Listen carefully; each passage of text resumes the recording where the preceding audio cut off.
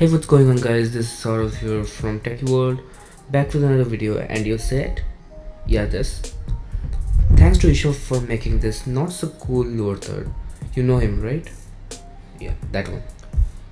So in this video, I'll be showing you how can you get PUBG on your Android device in any country, and that too in English. Now that being said, let's jump right into the video. And by the way, on that note, don't forget to watch the new freaking intro. Hope you like it.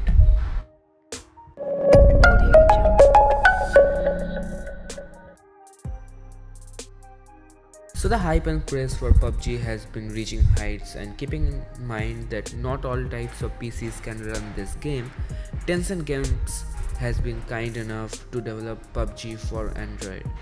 To download this game, visit the Google Drive link in the YouTube description below and download the zip. So now once you download the file, you will get to see 3 files inside the folder. The first one is the zip file that contains the OBB. Then you get the APK file, and there is also an instruction. So instruction is written very clearly, but still I will tell you how to do it. So firstly, just unzip the OBB and paste the OBB file inside Android folder. After you go to Android, just go to the OBB folder and just paste it there. Yeah, that's all you need to do.